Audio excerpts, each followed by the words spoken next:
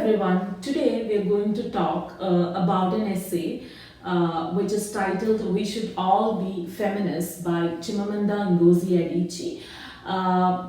It is actually a talk given by Adichie in the TED series, but it has been modified and published as a book later on.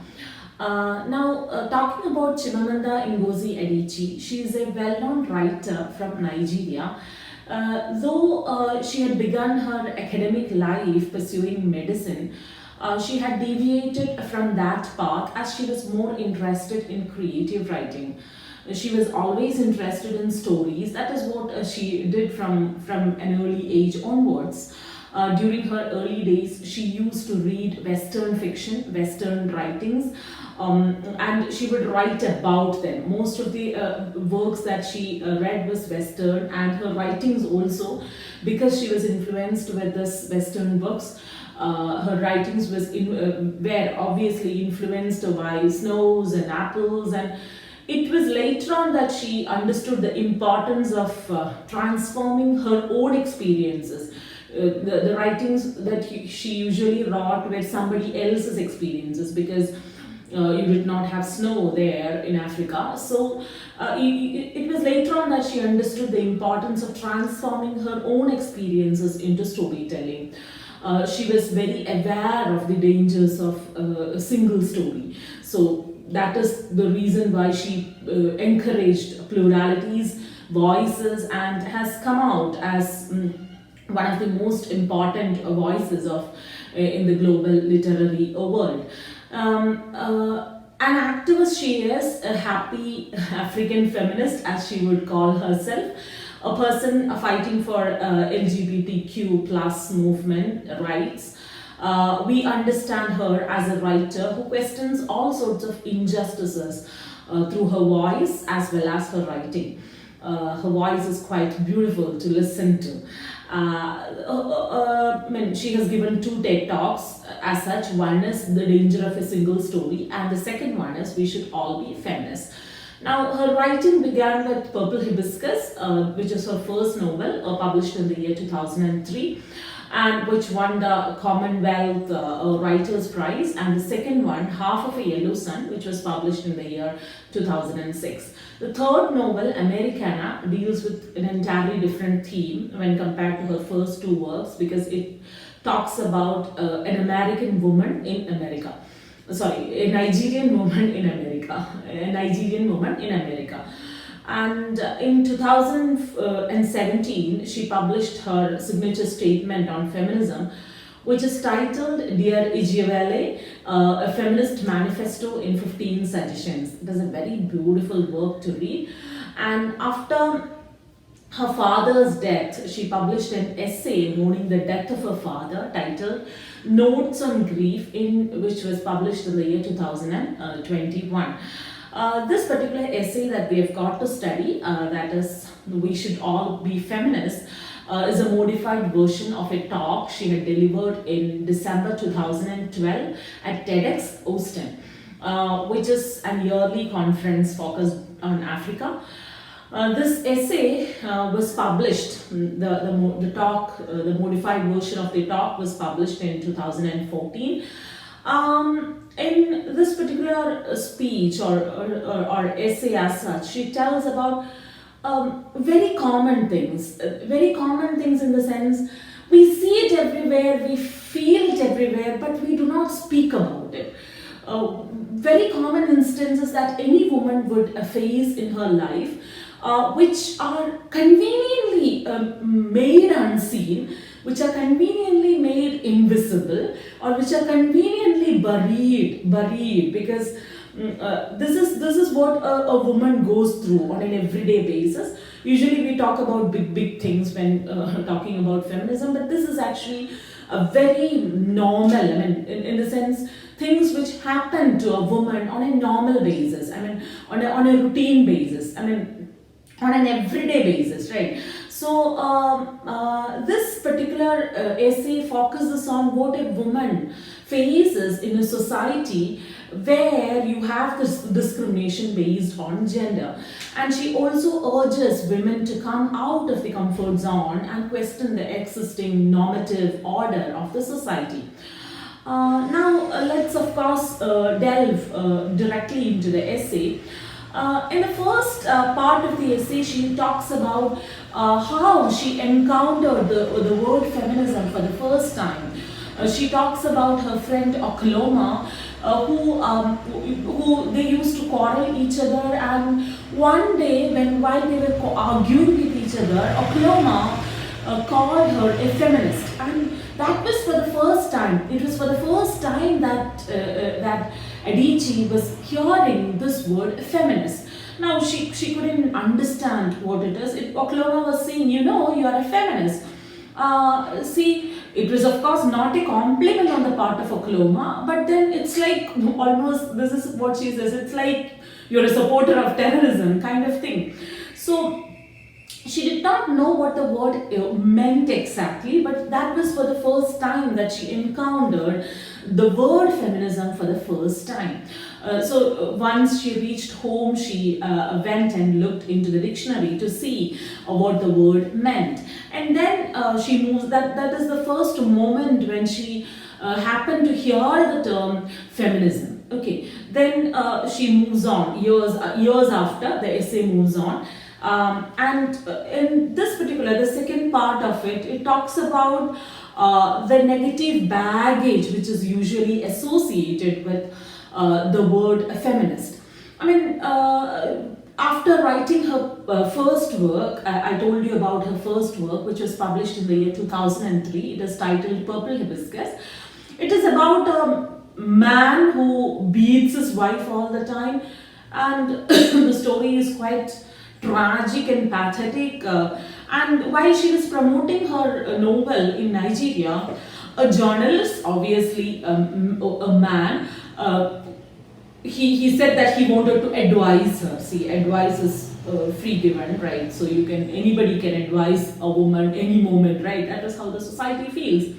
Now, what happens is he told her that people were saying that her novel was feminist, and his advice to her was that that she should never call herself a feminist, because the reason why you should not call yourself a feminist is that feminists, according to the society, are women who are unhappy because they cannot find husbands.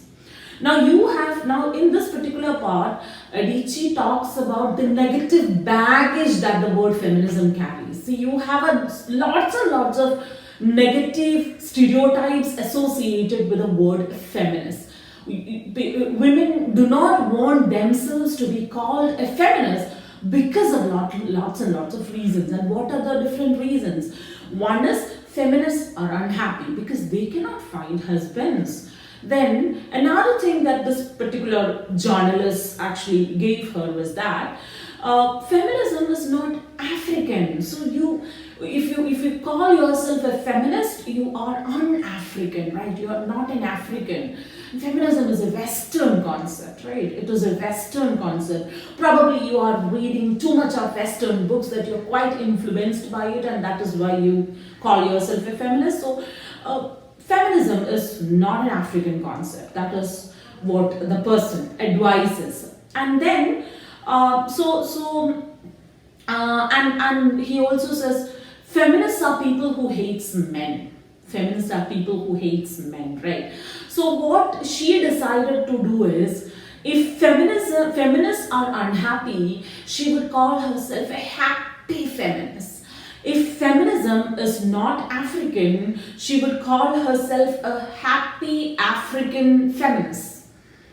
And if feminists hate men, as you say, as the society says, I would like to call myself a happy African feminist who does not hate men. And then in the last paragraph of this particular part, she says, there are lots and lots of negative associations regarding the word feminist. Feminists are those people who hates men, who are not happy, who are un-African. They hate men, they hate bras, they hate African culture.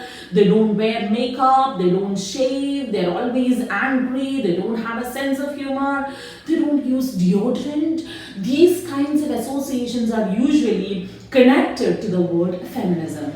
So most of the women do not want themselves to be called a feminist, right? Now, in the next part of this essay, she gives us instances when society has all the time reminded her that you are inferior because you are a woman. Society has all the time reminded. See, that there are instances when when woman really understands that society is insulting her, but probably the man who has come with her will never understand, will never see it. That is quite not visible to them because they are not in that particular system, right? They are privileged. They are having the privileged position, so they do not see. That is what Adichie says. She gives some instances where the society has always tried to remind her of her status, of her inferior status, because she is a woman. And she begins it from her childhood. Begins it in a primary school in Sukha, where she had her schooling and all, where the teacher at the very beginning of the term said that there would be a class test conducted, and those who would get high marks or top score would become the class monitor. And obviously for children, class monitoring is the greatest thing that they could have, because you are in power, right? So Adichie came first. Obviously she scored first, but then she was not made the class monitor because the next person, the second person who scored top marks is of course a boy, and a class monitor had to be a boy, in the sense the teacher did not make it obvious, or the teacher did not say it out before the examination that a boy will become a class monitor. She did not say that. Why didn't she say that? Why didn't she say it out to the class that a girl will not be made a class monitor and a boy will be made a class monitor?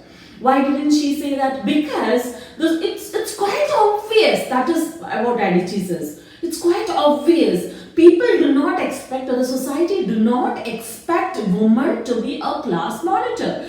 Girls will not be class monitors. That is what the society has given or has injected into the teacher's mind, the student's mind. So teacher is like, why should you question? I mean, Adichie is not supposed to question it, because that is quite understood. So yeah, so that is a moment when she had realized that there are certain things in life, there are certain things that you do not get. There are certain things which you cannot be because you are of the so-called inferior gender. Now, another moment when, and as I told you before, this thing, being a class monitor is something which has happened throughout years, right? Every year a boy is being made a class monitor. The next year also a boy is being made. 1 year a boy is being made, and the next year also a boy becomes a class monitor. Third year also boy becomes a class monitor, and it becomes so very normalized that you do not see the violence hidden in it. You do not see it because it has become normal. It has become normative. So you do not see it. Even unconsciously, you have that feeling that boys are to be class monitors. Now, another thing that she talks about in the next part of the essay is that, as I told you before, men do not see this difference. Men do not see this kind of a discrimination which happens in the society. Because, see, she talks about an instance when her dear friend Louise, her dear friend Louise, who actually told her once that, I don't see what you mean by things being different and harder for women. Maybe it was so in the past, but not now. Everything is fine now for women. I don't see any difference. I don't see how it is. And one day, what happened is that Louise and Adichie, they went to a restaurant. They went to a restaurant and they wanted to park their car out there. And it was Adichie who drove the car, who parked the car, and who see you have securities over there, and they actually help you to park your car, right? So as a token of love or something like that, you tip this security. So what happens is, the security, Adichie gives him money, 10 bucks, we can say 10 bucks, and what happens is, this person, this security, salutes Louise and says that, thank you sir, it's thank you sir and not thank you ma'am. So what it was at that exact moment that Louise understood, yeah, this is different. There is a difference. There is a problem. Now, Louise was asking, yeah, why was he saluting me instead of you? I didn't give him anything. But Adichie very much knew that is going to happen. So there was a realization which actually came to Louise, seeing that the security was saluting him and not Adichie. So security men thanking the men there and not the woman. Even if the woman is financially independent, even if the woman is tipping him, nobody said, it's quite understood that a man is not supposed to salute a woman. That was it. So is it that men and women are different? See, she also talks about a moment when she was harassed when she was walking alone into a hotel. See, women were not allowed to walk into a hotel alone, because if a Nigerian female walks into a hotel, who is assumed to be a sex worker, not it is assumed that she is a sex worker. So you cannot go without a man there. And even if you go with a man, what happens is, it's like the people over there consider this man important, and the women are made invisible. Adichie was all the time, whenever she arrives at clubs or restaurants or bars or wherever it is, the waiter greets the man and ignores her. And she says, see, men are so very important than women, and they ignore me and I feel invisible. I feel so invisible that I become angry. Obviously, we will talk about anger. Now, what happens is, she asks, men and women are obviously different. They have different hormones, different sexual organs, different biological abilities. Women can have babies, men cannot. Men have more testosterone, and they are physically stronger than women. But the problem is that, is physical strength everything? She says men rule because they are physically stronger. Now she asks the question, is physical strength everything? What about the intelligence? What about the knowledge? What about the creativity? What about being innovative? What about all those things? All those things, physicality, you're not going to, every moment not going to beat and slap and that kinds of things to show your physical strength. You do not do that. Instead, you use your other abilities. You have intelligence, you have knowledge, you have creativity. You are quite an innovative sort of a person, and you do not have hormones for those attributes. So man can be more intelligent than women. Women can also be more intelligent than man. Women can be more innovative, more creative than men. See, we are obviously have evolved so much. We gain knowledge, we gain intelligence, we have everything. We have evolved much, but our ideas of gender have not evolved very much. Now, I was talking about anger, right? I was talking about anger. You become angry. And this person, I mean, gender as it functions today, according to Adichie, is quite injustice. It is a kind of an injustice that is happening, and Adichie is very angry about it. She says, I am angry. We should all be angry. Anger has a long history of bringing about positive change. Anger is a very positive thing. Anger, according to the society says that you are not supposed to be angry. You are not supposed to be angry. Can women express anger? Anger is not a cherished virtue in a woman. Can you express anger as a man does? If so, how will you be labeled? You will be labeled aggressive, tough, go-getter. I mean, you're not able to work with, difficult to work with, right? So she cites an instance when an acquaintance, she's talking about an acquaintance where there is this American woman who took over the managerial position from a man. The man was quite kind of a very strict, very disciplined, very punctual sort of a person. And what happened, once she took up the job, she became the manager and she was the boss and she had to be punctual, right? She was very punctual, she was very disciplined, she was very strict about everything, but she was branded bossy.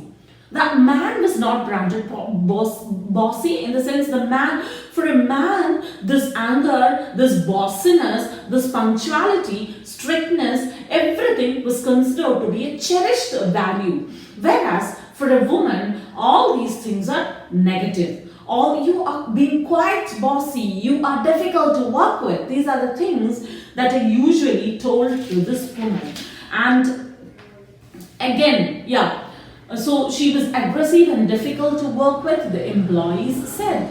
See, they thought that there would be a woman's touch to it. What is this woman's touch all about? Now she cites another instance in workplace. Now this is an instance Adichie cites from workplace. One thing is, once you become the boss, it's not like a man becoming the boss, right? The second thing is, she talks about another American woman who has a high-paying job in advertising. See, she is one of the two women in her team, and there was a meeting over there. And what happens is, in a meeting, you give comments, you give suggestions. Men also give the same thing. And what happens is, man is being praised for his comments, and if the same comment is made by a woman, she is not acknowledged. She is not acknowledged. If not, she is not acknowledged, that is okay. But she is insulted by that, right? You are not praised, you are not acknowledged, you are not praised, you are insulted by the comments, by the suggestions you make because you are a woman. Now we need to think about it in the sense, what about the comments that you have made? Why are you not getting acknowledgement for that? Why are you not praised for that? Why is the other person, being a man, getting so much of praise? Why are you not acknowledged for the same work that a man does? Sometimes more perfectly you do it, right? So she also asks about the problems that women has. Women always crave to be liked. So she says, are girls so very obsessed to getting liked? They are investing their time getting liked. Why this liking process goes on? Because all the time, throughout once a girl is born, she is being taught to be liked by others. She is being taught to behave in such a way that she be liked by others. So this is the problem that she has seen. See, we don't teach boys to care about being likable. You do not tell your boy to be liked by others. He can of course behave in any way he wants to. Even his arrogance, his anger is celebrated by parents. But if a girl does it, she is not a girl. She is kind of considered to be deviant, right? She is beaten, or she is shouted at, screamed at. I mean, parents scream at her, parents shout at her because she is not acting in a way that, which would make her likable to others. Got it? So now girls are taught in a way, in such a manner they should be liked by others. Boys are not taught in this way. I mean, women, and teaching itself happens to girls, right? Women are all the time taught either this or that, becoming likable, telling them not to be angry, not to be aggressive, not to be tough. Women gets a lot of guides and guidances and suggestions and advices and whatnot, everything. Another baggage, negative baggage she talks about on feminism is that feminists destroy marriage, feminists destroy relationships, feminists hates getting married. If at all she gets married, she destroys the marriage altogether. Once a marriage, once somebody divorces, what happens is you put the whole blame on the woman because she is supposed to preserve the marriage, right? Marriage is something which is supposed to be preserved by women. So feminists destroys marriage, destroys relationships. They don't get married at all. These are some of the other threats that feminism poses according to the society. And all these things happen to women alone. I mean, men do not pose threat to marriage. Men do not do any sort of violence in the marital relationship. That is how the society says. If woman is supposed to preserve marriage, man has no role in preserving marriage. It is a woman's duty. Okay. So gender, according to Adichie, we'll wind this session here, this part here, and we'll deal with the next part in the next video. According to Adichie says that gender is an issue everywhere in all cultures, and Adichie calls us to think different, think in a different way for a fairer world, a world of happier human beings who are true to themselves. For that, she says that we should raise both our daughters and sons differently. Thank you.